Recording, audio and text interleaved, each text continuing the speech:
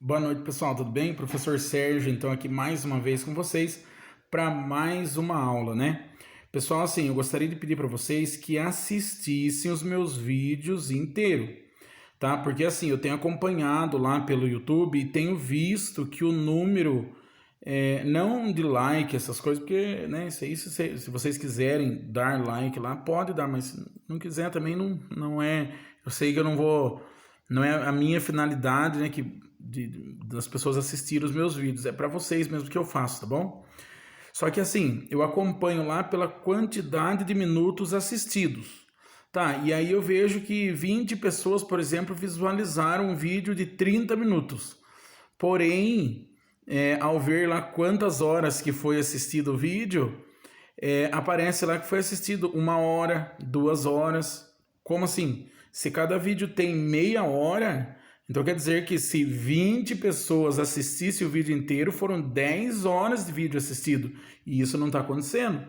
Pessoal, então assim, para aqueles que assistem, ó, parabéns, entendeu? Para aqueles que não estão assistindo e estão pegando com o colega, né, as anotações aí para poder fazer meio de qualquer jeito e mandar para mim as questões, infelizmente estão sendo enganados, né, por vocês estão pagando por algo que não, né, que não estão aproveitando.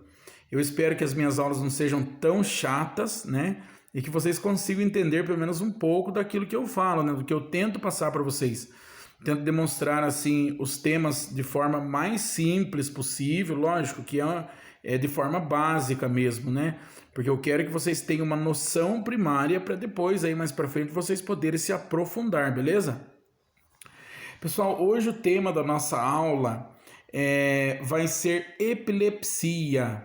Eu acho que todos vocês ouviram falar de epilepsia, né? Outras pessoas não pode ser até que não conheçam por epilepsia, conhecem por convulsão, né? Muitos falam assim: ah, você viu aquela pessoa ali, ele teve uma convulsão, ele ficou se batendo no chão e fez isso, fez aquilo, né? Então assim, mas o nome correto dessa patologia é epilepsia. O que é, professor, a epilepsia? A epilepsia nada mais é do que uma doença neurológica, tá? E ela dá as crises convulsivas, ou seja, o paciente ó, vocês, eu estou gravando a aula, olhando na câmera e prestando atenção. Olhem aqui para cima, o ônibus das crianças, onde está lá? Ó. Vocês veem que situação, né? Mas assim, pessoal, voltando então para nossa aula, a epilepsia, então, ela vai fazer com que o paciente ele tenha diversas convulsões. Existem pacientes que podem ter 10, 20 convulsões por dia se ele não for um paciente tratado, tá?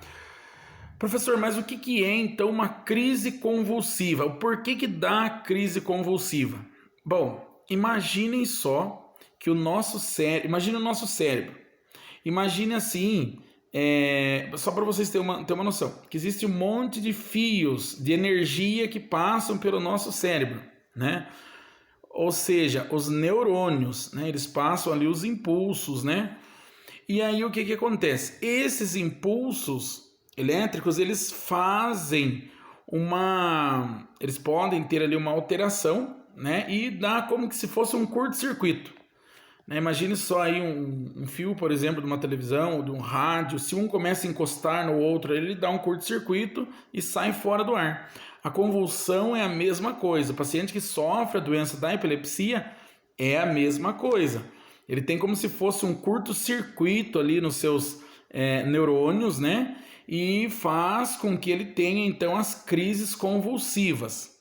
Tá, o que é a crise convulsiva? O paciente ele cai no chão, ele se bate, ele tem uma rigidez, ele fecha a boca assim, ó, e ele fica tremendo, fecha, perde a noção do que está acontecendo, né? Depois de tudo aquilo dali, o esforço físico que ele faz é tão grande que pode acontecer às vezes dele urinar na roupa, até mesmo defecar na roupa, tá?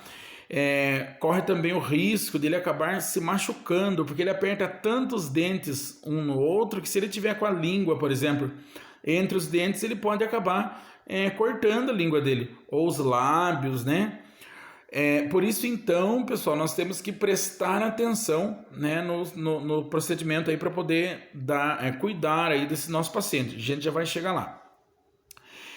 Então, pessoal, e por que que o paciente ele desenvolve a epilepsia? Existe, assim, inúmeros casos, alguns ainda sendo estudados. Porém, as causas mais comuns da epilepsia através de batidas na cabeça ou traumas, né? Nós agora profissionais de saúde já vamos falar traumas, né? Traumas na cabeça, uso de algum tipo de medicamentos ou drogas, outra coisa, interrupção do fluxo sanguíneo por pessoas que às vezes têm problemas cardiológicos.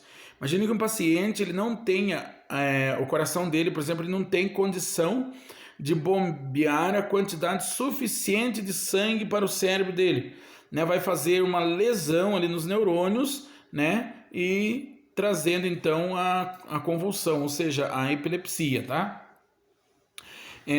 Também, pessoal, pode aparecer em pacientes que tiveram o AVE, que é o acidente vascular encefálico, que eu já expliquei na última aula, tá?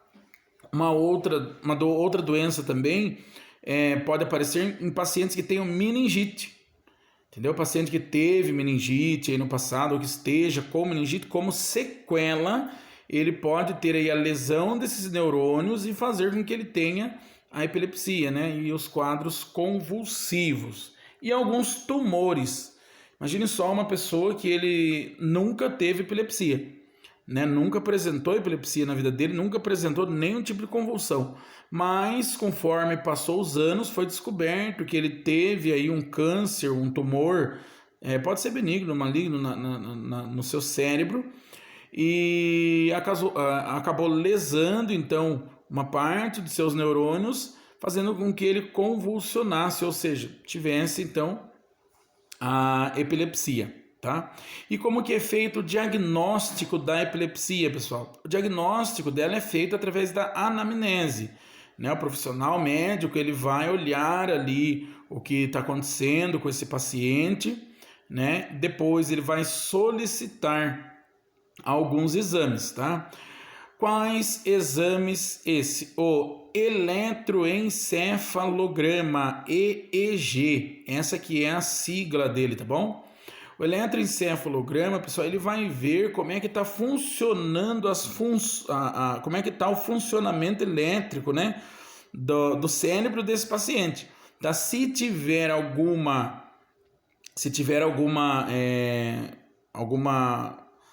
como é que é a palavra que eu posso usar? Fugiu aqui da minha mente, mas eu já lembro já. Se tiver alguma diferença, por exemplo, dos padrões normal, né? Tem os padrões normais ali no resultado do exame e pode dar algum padrão alterado. Se der alguma alteração, né, isso significa que esse paciente ele é um paciente que teve uma lesão neurológica, né, e acabou aí desenvolvendo então a doença da epilepsia.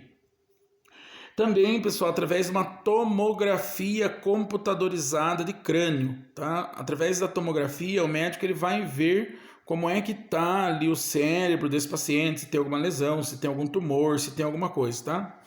Também ele pode solicitar um ecocardiograma. Professor, o que é o ecocardiograma? Nossa, você vê o cabo do meu celular que está carregando, pessoal, tá? O ecocardiograma, ele nada mais é do que um exame que é feito no coração. Assim, a grosso modo falando para vocês, para quem ainda não viu, é como se fosse uma ultrassom, só que feita no coração, tá? É feito assim na região aqui torácica nossa, né, do paciente, para ver ali como é que tá o coração. Ali o médico ele consegue avaliar o tamanho das câmaras cardíacas, ele consegue avaliar o funcionamento das válvulas, né, cardíacas. Válvulas mesmo, pessoal. Antigamente falava-se válvulas, hoje o nome correto é válvula, tá bom? Então ele consegue ver ali o tamanho das válvulas cardíacas, se ela está funcionando direito, o tamanho também do perímetro do coração, se ele não está crescido, né? se ele não está edemaciado, esse coração. Quem lembra, pessoal, o que é edemaciado? Edemaciado nada mais é do que inchado, né? Se o coração está com uma disfunção, fazendo com que esse coração não tenha força de bombear sangue suficiente para o cérebro, fazendo com que exista essa lesão aí, né? Outra coisa também, pessoal, que pode o médico solicitar é um exame de sangue. E esse exame de sangue, ele vai avaliar os níveis de açúcar, cálcio e sódio no sangue desse nosso paciente. Tá.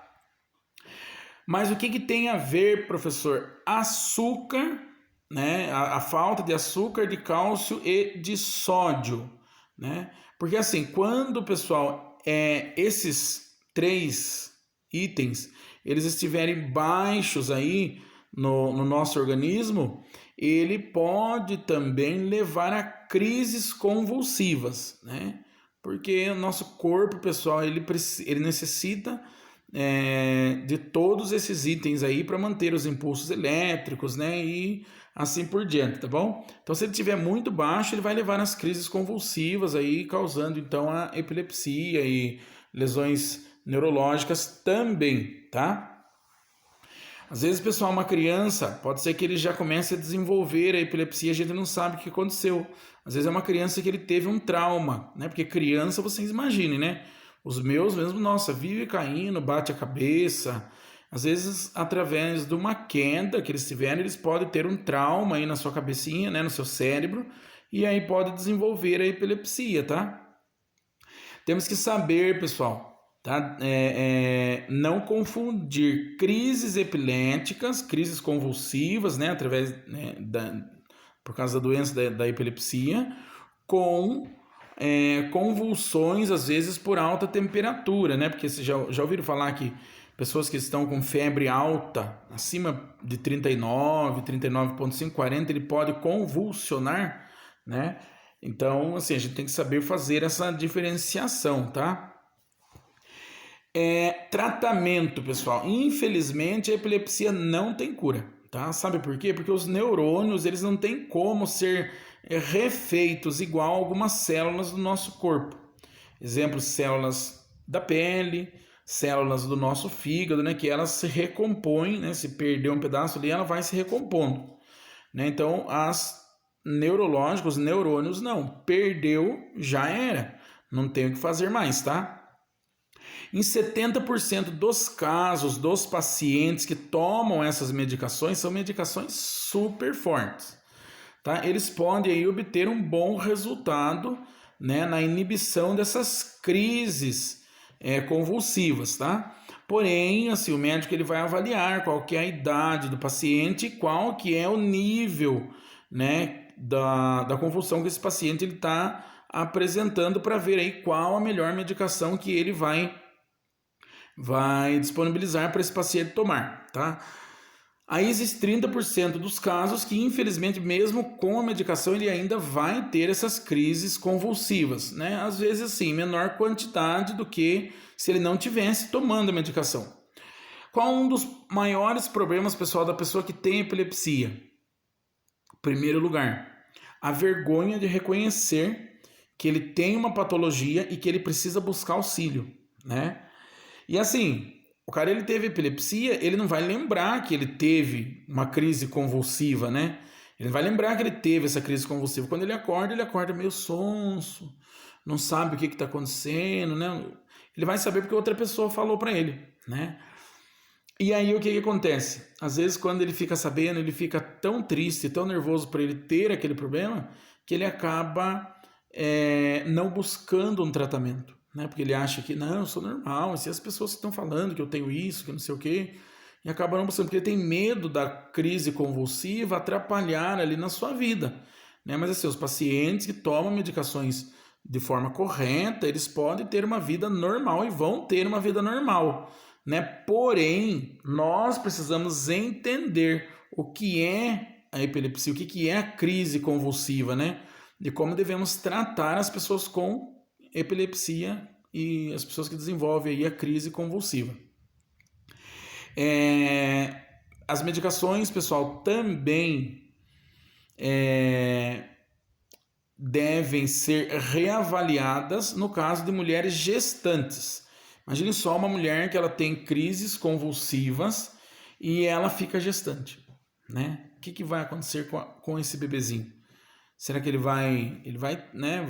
essas drogas que essa mulher toma vai passar, lógico, ali para a criança, né? E então deve ser reavaliada pelo profissional médico, tá bom? Mas isso é só a nível de curiosidade nossa, tá? Pessoal, outra coisa sobre crises convulsivas. Agora, o que a gente deve fazer se encontrar alguém tendo uma crise convulsiva?